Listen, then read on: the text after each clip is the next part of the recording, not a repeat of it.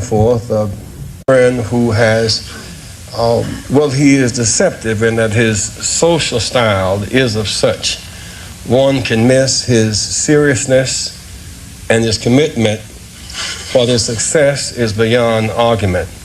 When we opened this Wall Street project and we talked about it, he gave us space at 40 Wall Street, which was to make a statement about our having a presence there. Beyond that, in terms of reaching out and being inclusive, he's done that too. And created for many people a comfort zone when I ran for the presidency in 84 and 88. And many others thought it was either laughable or something to avoid. He came to our business meeting here in New York because he has this sense of the curious and a will to risk to make things better. And so aside from all of his style and his pizzazz, he is a serious person who is an effective builder of building for the builder of people. Last year he was a part of our workshop, of our panel workshop on what are the challenges and opportunities. And so this, a year later, Donald Trump, for a few minutes, challenges and opportunities to embrace the underserved communities. Donald Trump. Wow! Wow! Well, it is an honor to be here, and I was with Jesse last year, and we had a lot of fun, and it was a little different. We had a real panel where you asked questions and everything, and we didn't do so much speaking, so I'm going to get off here very quickly because I want to hear some questions. Jesse started off by saying most of the wealth in this country is in the hands of a few. And I thought to myself, is that a bad thing? What's wrong with that, Jesse? Everybody laughing. But he did have an expression last year, and I was just telling Roger. He had Wait. Now that sound like black folk laughing to me. I know a black person laugh when I see you heard them. Did you hear them laughing? Okay, let's keep going. Expression last year, the wall on wall must fall. And you haven't used it today, and I'm very disappointed in this, Jesse, because I thought it was a great expression. And I heard the expression about 14 times, and then he came to me at the end of the session, and he said, listen, I want some office space in your building on Wall Street, because the wall on wall will fall. And I said, it's okay, Jesse, I'll make a good deal with you. I'll get you some space. You'll pay about $40 a foot. And he said, no, I don't want to pay 40. I said, how about 30? No. Wow. It was the cheapest deal I ever made in the history of 40 Wall Street. Is that right? He got it for nothing. He's a very tough just like Jesse wanting something for nothing. We know that, laughing right? And everything. Nah, he's a terrific guy. We love him, and I'm here for him. And the snow came, and I said, gee, nobody's going to show up, and look at this place. It's packed. 40 Wall Street, historically speaking, is one of the most important buildings on Wall Street, built between in the 20s, 29, 30, somewhere in there.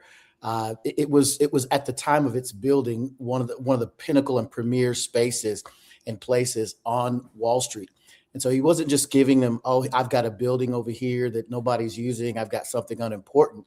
They were actually residing in one of the crown jewels at Wall Street. And to hear that Jesse got that for free says a great deal about the man who gave it to him. Mm-hmm. Yeah, absolutely. But we don't see these clips played at all, really. Jesse Jackson does not talk about this. Al Sharpton does not talk about this. All we hear is President Trump, Donald Trump, is racist. Racist. And that was a huge deal, as you mentioned, at that time and even today. Yes. I want to note, like TJ to your point and Virgil to your point, he was only a racist after he started running for office and became ran on the Republican ticket. All before that, because he was a Democrat, he was giving people things for free. I mean, Donald Trump has done a lot for people and people of color, mind you, if you will, people of color he's done more for them than they've done for the people that they claim to be working for. Right. And the thing I loved about that clip that you showed was he stayed himself, right? He was the same guy then as he is today, making the joke about what's the problem with the money being in the hands of a few. Right. So he hasn't changed. It's not him who's changed. It's all those who are around him, who have their own political agenda, who are making the claims that they're making about him being racist and the like. And nothing could be further from the truth. In fact, Donald Trump's one of those rare people who, in my estimation, really has no problem or doesn't think about people from a standpoint of color. He thinks about them on the basis of another C word, which is competency. So if you're a competent individual, he wants to be around you. He wants to spend time with you. He wants to know what the synergies are that would help him be better in business or be better in whatever kind of deal he's making. Absolutely. And so we wanted to show that, again, that was Wall Street in New York City, but in context, or kind of like to bring it to the Black Wall Street. So the same voices who say systemic racism made success impossible rarely explain how Black Wall Street in Tulsa became one of the most prosperous Black business districts in America. Right. And so before we kind of dive into Black Wall Street and Greenwood and the Tulsa massacre, I want to bring you guys this video. This is clip 3. Some African-American communities are prospering, like the residents of Greenwood, a suburb of Tulsa, Oklahoma.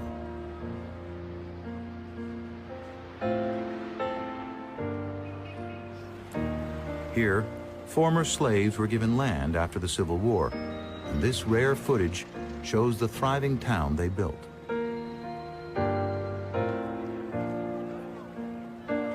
A remarkable Baptist pastor named Solomon Sir Jones is the pioneering filmmaker. His footage was lost for more than 50 years. Jones captures the bustling life of Greenwood, which could be any American small town.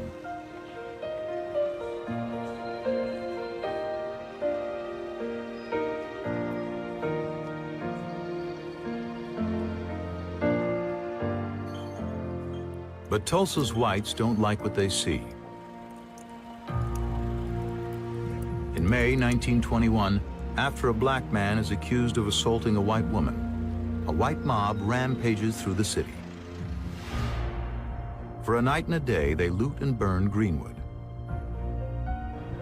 A Fox News crew captures the only surviving footage. It is the bloodiest racial massacre in American history, leaving nearly 300 dead.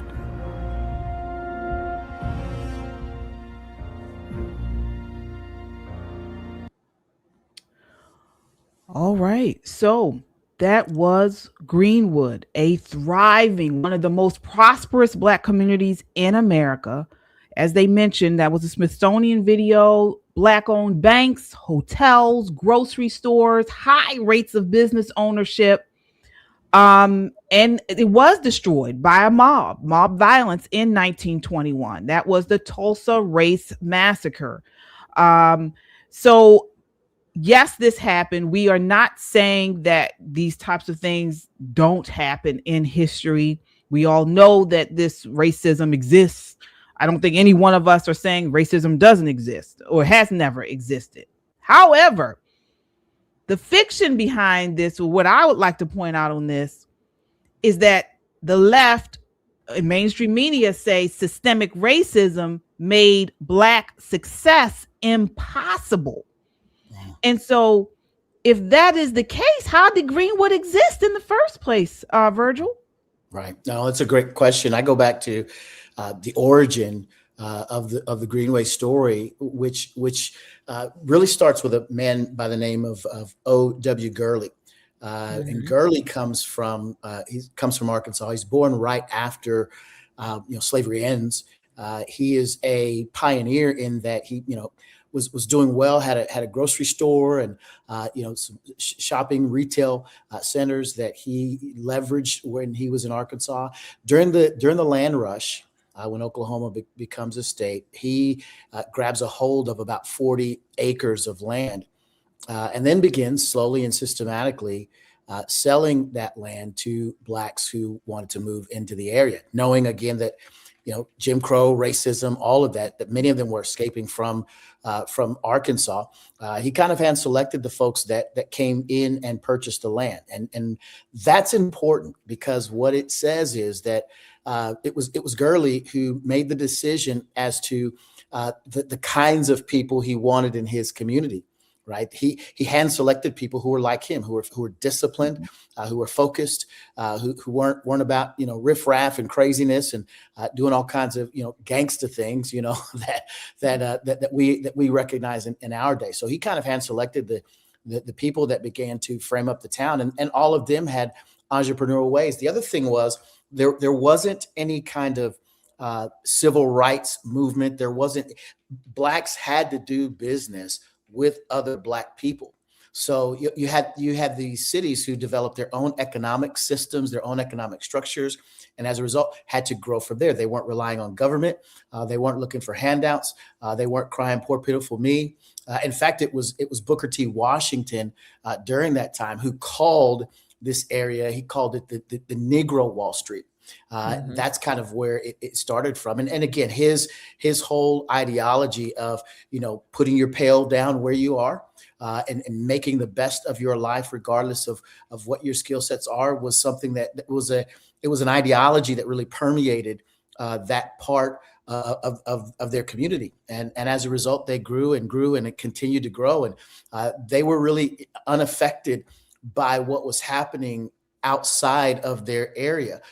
All of the craziness with the KKK in the deeper South, all of the issues as it relates to what government would or wouldn't do, didn't have any impact on them. So to the point that you made at the outset, where systemic racism and all of that kind of comes into play and nobody can make it, these folks defy the odds. And the thing that I love, I've written about Gurley and other financiers around the country in different places who during the late 1800s, early 1900s, figured out a way with all of and they truly had systemic racism that they had to overcome, but they figured out a way to really make things happen for themselves without worrying about government and the like.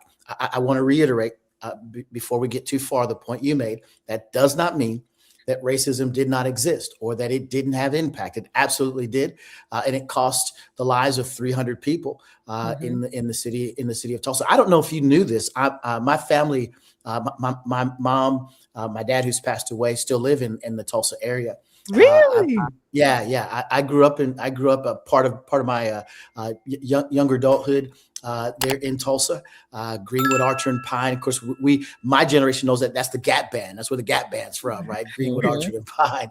But at the end of the day, this really has a lot of historic meaning. And you still had folks that were from that part of the country, that area of town, really wanting reparations from the government as a result, because there was all kinds of stories and ideas about how 300 people died and what the massacre looked like and whether or not the government was involved to some degree. There's all kinds of stories around. And I think all of those are things that we should go look at, that we should not run away from or shy away from or pretend that did not happen. But the larger story in this context is what Black people could do for themselves on their own, in spite of all of the things that stood against them and against their ability to move forward. Yeah.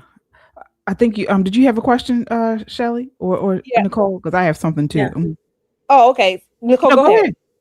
So one of the things that I most admire about history is looking at how things that were created to do harm turn into something wonderful. So when we take a look at Jim Crow laws, it was, Black people can't shop here, Black people can't eat here, Black people can't be there. It really did keep the dollar in the Black community, which drove wealth in their own community. So when people say, and I'm sure you've heard this, that modern Black America could never reproduce that level of success that was held then. I think that's one of the reasons why, because, rather than spend our dollar at a mom and pop, we're very quick to order from Amazon. Quite literally, the truck is out front of my house dropping my package off now. But I think that's a lot of the nuance that people are missing. Yes, the racism and the hatred burned that particular town down. But many people don't know that they rebuilt it in a year. That's what I want to move on to next. Yes. The rebuild. That same embarrassment of riches, of genius level, entrepreneurial spirit people said, okay, we'll start over again. But I think to a large degree, if we could grab that spirit and spray it on Black America now, I think we would enjoy that same success. What do you think? Yeah, I don't disagree, and I go back to what you said about difficult situations and circumstances that created a blessing of sorts for us as Black people. My mind automatically, I wrote down a quick note so that I'm getting of age where if I don't write it down, I'll miss the point, and so I've got to write things down while you're talking. But that said, I'm thinking about the Montgomery bus boycott and what happened there as a result, right? King and all those who were following him at the time did not think when they had made a decision that they were going to walk off of the buses and, all that transpired there, they thought that was going to be something that took place for, Rosa Parks does her thing. They were going to have a little rally. Maybe it would last a week. Maybe it would last 2 weeks. It ends up lasting for 13 months. And as a result, what they did economically speaking was the bus system at the time, they were losing $3,000 a day. Now that doesn't sound like much, but in today's dollars, that equates to about $33,000 that the city was losing every single day that Black folks weren't on the buses. We were 80 to 90% of the bus riders. Well, think about it. When all of those folks who had their dimes and they were getting on the buses and were giving that money into government, now took that money and gave it to each other. Because they still had to get to work, they still had to buy things, they still had to go to different places. They would take those dimes and nickels and what they had, and they would hand it to folks who were driving them around in the city, taking them to different places. I say Black folks had the first Uber before Uber was Uber. Right. We had our own economic system that was happening as a result. The other thing that happened was Black businesses profited because, again, when you're going to work and coming back, you're going to buy your sandwich, you're going to buy your lunch, you're going to buy all of these different things. So there was an economic benefit. What happened, though, after the buses desegregated, and it was the one unique situation where when the Supreme Court made the ruling, you actually had a beneficial outcome, which my argument is that as a result, you didn't need the civil rights movement to do anything else. We had a system in place, a Supreme Court that acted rightly and justly in that instance. That said, that's a whole other conversation for another day. But with that said, the system worked.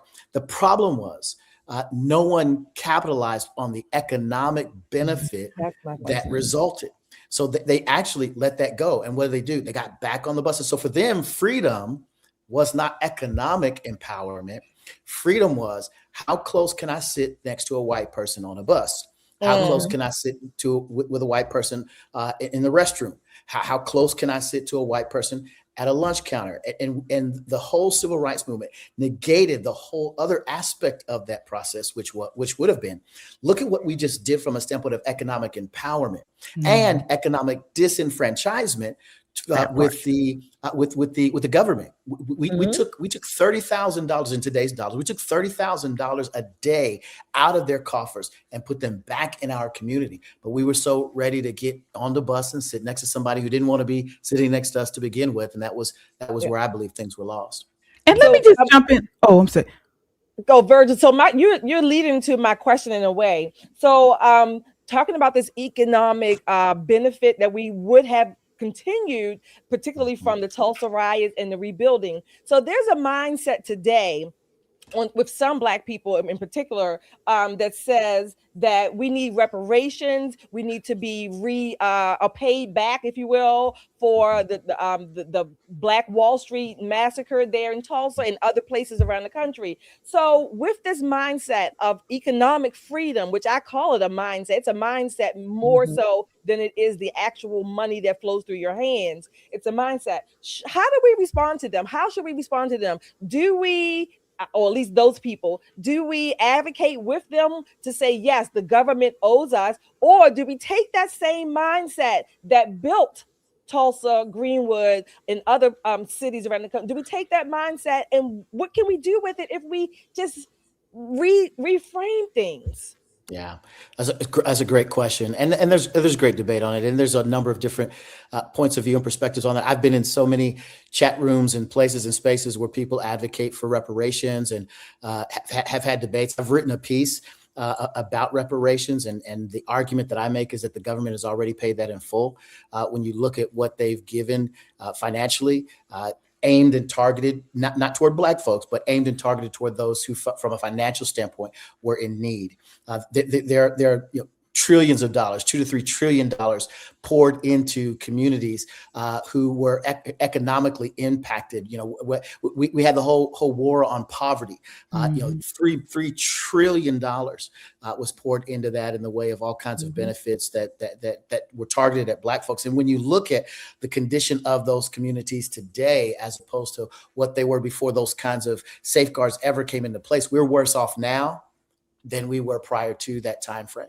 And so, yeah, you can spend your energy and time waiting for the government who you said enslaved you, the folks who said that they wanted to do you wrong. You can wait on them to repay you in order to get back to ground level where you feel like things started at, which puts you at an even playing field. But I don't, as a grown man, like I don't have that kind of time. I've got to take care of my family, my wife, my children. I've got the next generation that I'm concerned with, and the energy that I want to spend won't be in trying to beg the government for some kind of a reparations. It'll be I'll get my reparations when you pay for the business that I own. When you pay for consulting fees, when you pay for me to come speak at your event, when you pay for me to come write a book for you, or whatever I'm doing. I look at that. Those are my reparations. I'm getting back what I put into it. Anyway, I've got a longer piece about that you could find out if you just looked at my name, Virgil Walker, and then typed in the case against reparations. You could find the piece, and it's a pretty lengthy piece. I go through the Civil War, the blood, the sweat, the tears that government from that time to now has paid, and I argue that reparations have been paid in full. I say that. I'll also say this as a caveat. I'm not angry at anybody who looks at my articles and comes away going, that N word is crazy. He's No, we go ahead. No, I was gonna say we need that. And that brings me to my next point is we don't talk about the rebuilding. And when I say that, the rebuilding of Black Wall Street, we don't talk about the economics and the entrepreneurship involved in that. We don't talk about the Montgomery bus boycott from an economic point, not from the civil rights struggle. That's the only perspective we talk about these things from. And what I want to ask you is why don't we talk about this from a capitalist, entrepreneurial, business minded perspective? No, I think that's a great question. I think the biggest reason today is because from an economic standpoint, victimology pays. I'm working on a piece now where, in fact, I'll probably publish it tomorrow on my personal Substack that asks the question, when are we going to decide to stop playing in the Victim Olympics and trying every day to win the prize?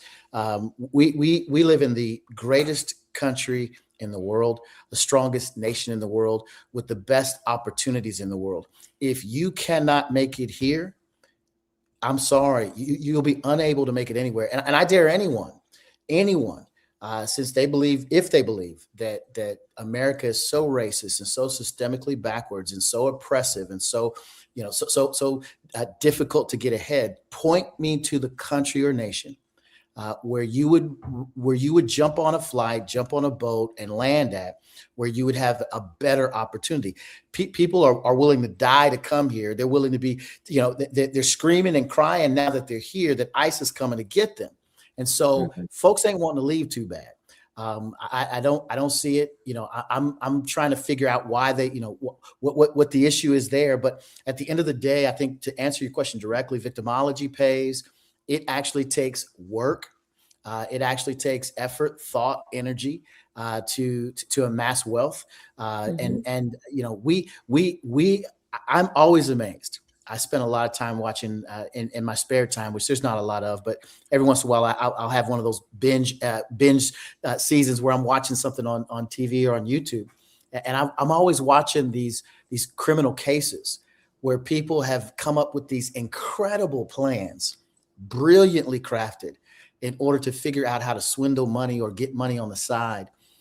When at the end of the day, had they just used that same brain power to figure out how to do something legally, they would be so much further ahead without all of the chaos that ensues as a result. Yeah, absolutely. I have a quick question, a little follow-up. You mentioned earlier when we played the clip with President Trump, well, Donald Trump at the time, that you said, there's another C word that he likes. I'm going to add another C word. He focuses on capitalism. Absolutely. That which will enrich not only himself, but he wants others to be capitalists and help them grow. So that's another C word. In that vein, Virgil, my last question for you would be this.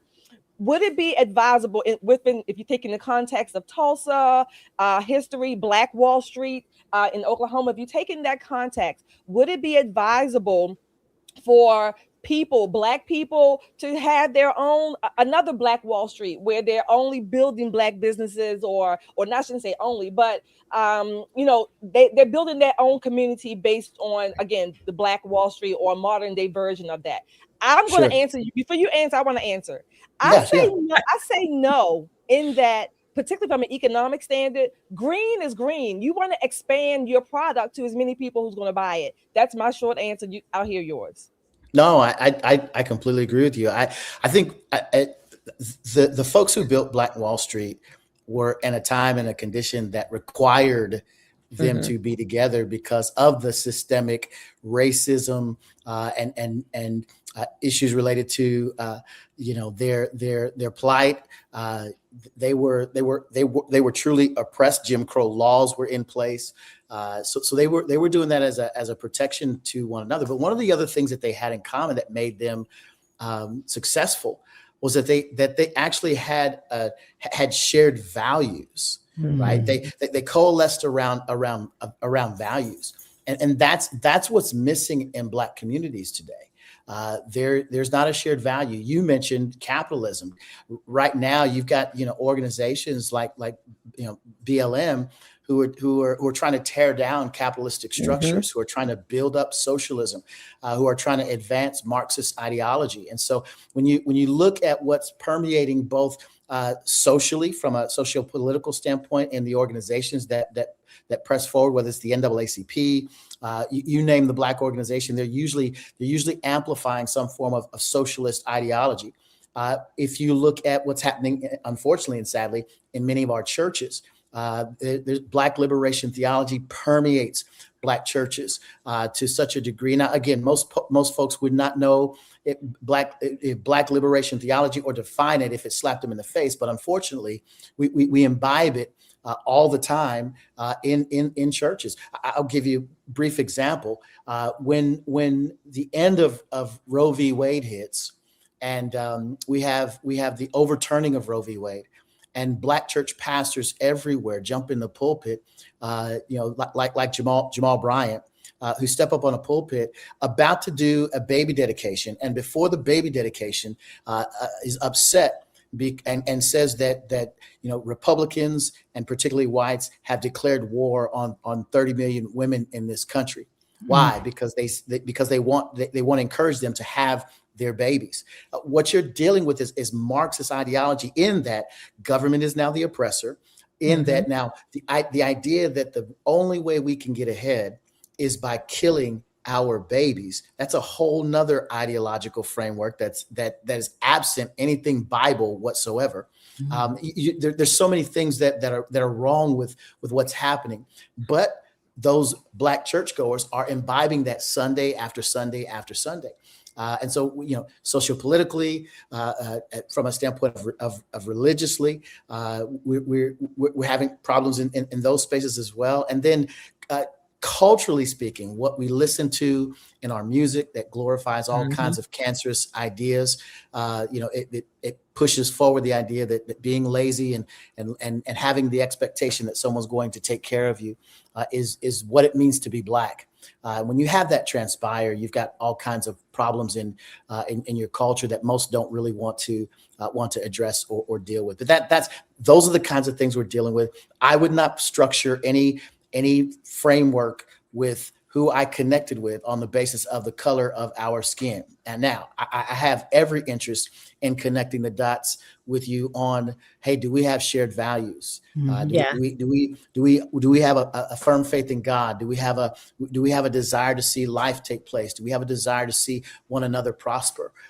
Those are Chicago right now. It's a bunch of Black folks in a specific area with values that aren't shared. Some want to live, others want to have a culture of death. And so, for me, it won't simply be how many Black folks can we put together in a space and feel good about each other and sing Kumbaya. It's about shared values and a direction that's going to be God honoring. Yeah. Amen. Yeah. My last question for you is, after all that you have said, looking at the state of America, the Black community, I feel like we have regressed, and the regression has taken place in the mind. And so I'm wondering whether you agree or disagree with that. And if you agree, what can we do about that? And let me give you an example. So I have, I'm a mom, and my son has a friend, teenage girl, and both her parents are doctors.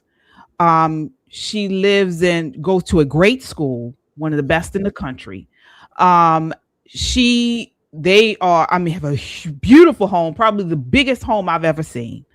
Well-spoken, intelligent, and she is writing a speech on how Black people are oppressed. All right. And so I'm just like, how did we get here?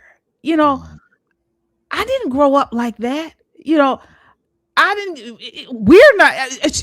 don't understand how does the mindset get you to that? You are probably you probably have one of the best lives I know, Black or white. Okay.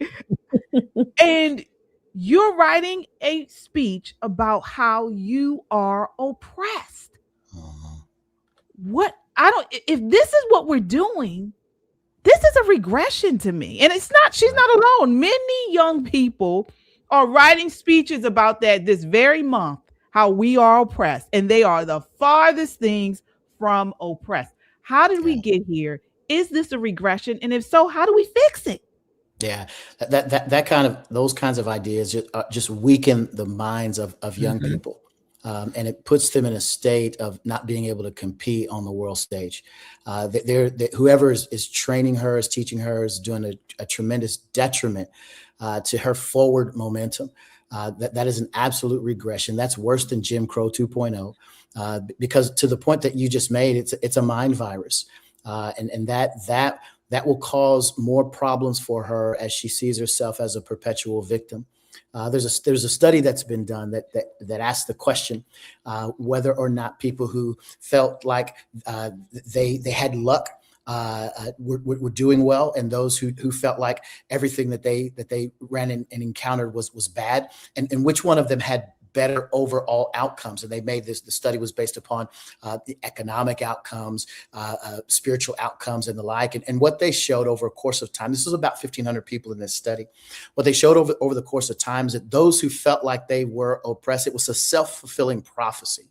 They began to look for ways to not only self-sabotage, but they focused on when the other shoe would drop, even if they were in a good situation.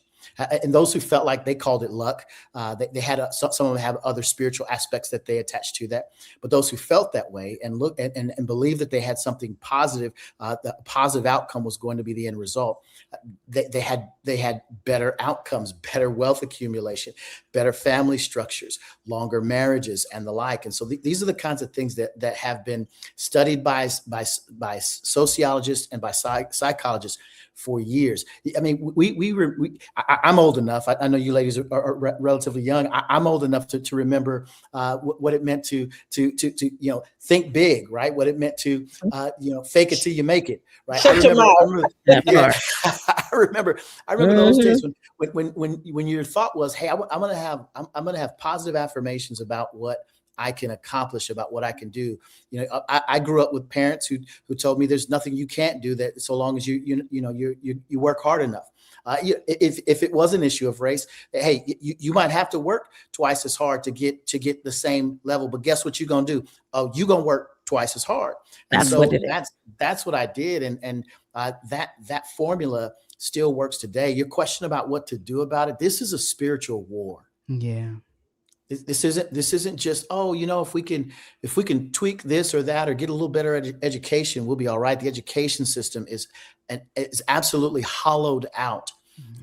Sending your kids to public school systems for them to come back believing that they're more enslaved today than they ever were in the mid 1800s. That's not a formula for success for Black folks. And so, my encouragement is, man, we've got to get back to what was a winning formula during the days of O.W. Gurley, right? These folks were serious about their faith. They were serious about marriage. They were serious about being committed in relationship. They were serious about things that caused them to move forward, not backwards. Right. You saw the images on that early clip that you posted. Those folks dressed well. They looked like they were going somewhere and had something to offer once they got there. We've got to get back to that. And again, I always go back to, and you've got to go back to getting on your knees, repenting of sin, getting close to you and Jesus, and building out family first, and then building out from there. All of this misplaced empathy with folks who intend you harm, like illegal aliens and all of it. Listen, go home and get your life right. Get back to you and Jesus, and everything's going to be all right. All right. Have a little talk with Jesus. Virgil, yes, indeed. Please tell our audience where they can find you. Please shout out any events you have or anything you would like them to know, where they can find you and support you. You all were incredibly gracious in reaching out. I'm grateful for that. Love to come back and have another conversation. But you can find me on all the socials. Virgil Walker. I think it's Virgil Walker OMA on Twitter. You could find me at redeemeraz.org. My own website, Virgil Walker MIN.com. Virgil Walker MIN. No, it's MIN.me. I'm sorry, Virgil Walker MIN for ministry.me. You can find me there. My writing is all over the place. I write for a number of organizations: Standing for Freedom Center, Redeemer Bible Church. I write for a number of different political organizations. I've written for Blexit. I've written for which is Rise now, right? Rise. Right. TPUSA Rise. So, absolutely. Yes. So it's an honor to work for and work with all those organizations. I just try to put out as much content as possible in an effort for somebody to turn and see the light of Christ and walk in a positive way. Be leaders ourselves. Black women are being used by the Democrat Party. All of these socioeconomic indicators are in the negative, particularly for Black people. They want mob rule. When Trump was in office, please somebody tell me, what act of dictatorship did he perform? She had Donald Trump's hair on top of her head. And she's sitting here here talking about brown girl this, brown girl that. Because she's a black woman. They would ask her how to spell her first name and clap like sea monkeys. Oh, yeah. Yeah, Whoa. yeah.